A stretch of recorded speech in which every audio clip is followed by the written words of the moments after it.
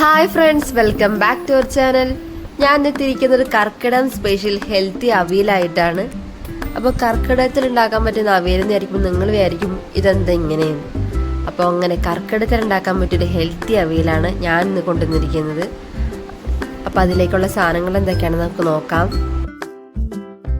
നമ്മുടെ മെയിൻ ഇൻഗ്രീഡിയൻ്റായ ചേമ്പൻ താള് എടുത്തിട്ടുണ്ട്, ചേമ്പ് എടുത്തിട്ടുണ്ട്, ഒരു ഉരുളക്കിഴങ്ങ്, ഒരു മധുരക്കിഴങ്ങ്, 2 പച്ചക്കായ, അര കർമൂസ് കട്ട് ചെയ്തത്, ഒരു ക്യാരറ്റ്, 4 മുരിങ്ങക്കായ, ചെറിയൊരു ചേന കഷ്ണം, കുറച്ച് ചീര, ഒരു 2 പിടി നാളികേരം ചിരകിയതെടുത്തിട്ടുണ്ട്, 4 പച്ചമുളക്, കുറച്ച് ജീരകം, പിന്നെ 2 സ്പൂൺ തൈര് കൂടി വേണം. ഇത്രയുമാണ് നമ്മുടെ ഹെൽത്തി അവിയലിലേക്കുള്ള ഇൻഗ്രീഡിയൻസ്. നമുക്കിനി ഇതെങ്ങനെ ഉണ്ടാക്കണമെന്ന് നോക്കാം.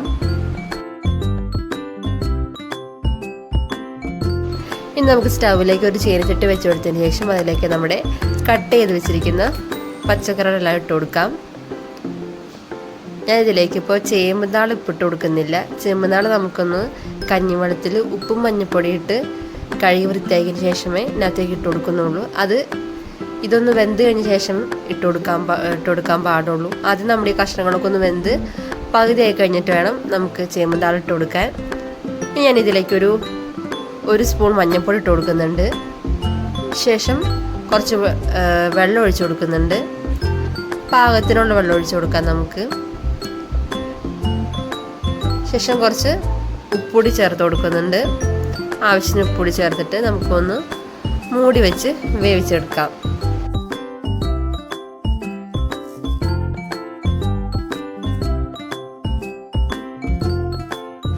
ഇപ്പോൾ നമ്മുടെ കഷ്ണങ്ങളെല്ലാം ഒന്ന് പകുതി വേവായിട്ടുണ്ട്. ഇനി നമുക്ക് ചേമ്പുതാള് ചേർത്ത് കൊടുക്കാം. ഇനി ചേമ്പുതാള് ചേർത്തതിന് ശേഷം ഒന്നുകൂടെ നമുക്ക് കൂടി ഒന്ന് ഇളക്കി യോജിപ്പിക്കാം.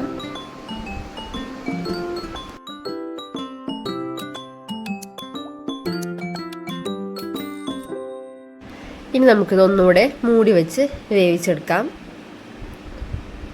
ഇനി നമുക്ക് മൂടി തുറന്ന് നോക്കാം. ഇപ്പോൾ പച്ചക്കറി എല്ലാം നന്നായി വെന്ത് വന്നിട്ടുണ്ട്. നമ്മുടെ ചേമ്പുതാളും എല്ലാം വെന്തിട്ടുണ്ട്.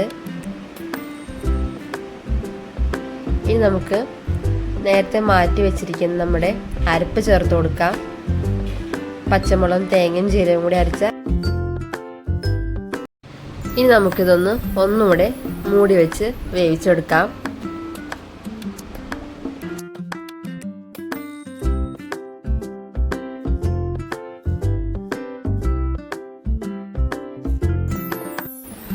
ഇനി നമുക്ക് തുറന്ന് നോക്കാം.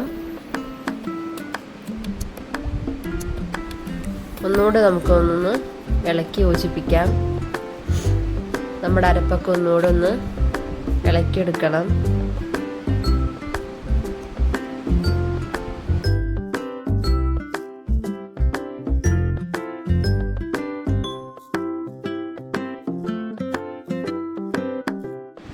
ഇനി നമുക്കിതിലേക്ക് 2 സ്പൂൺ തൈര് ചേർത്ത് കൊടുക്കാം.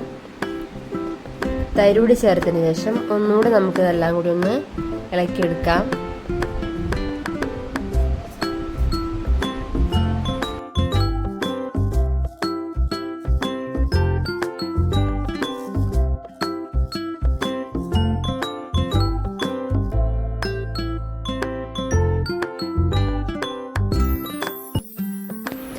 ഇനി നമുക്ക് കുറച്ച് കറിവേപ്പിലൂടെ ഇതിൻ്റെ മുകളിലേക്ക് ഇട്ട് കൊടുക്കാം.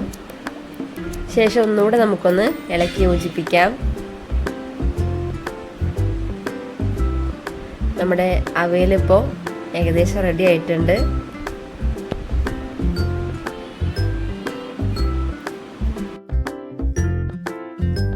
ഇനി നമുക്കിതിന് മുകളിലേക്ക് കുറച്ച് വെളിച്ചെണ്ണ ഒഴിച്ചു കൊടുക്കാം.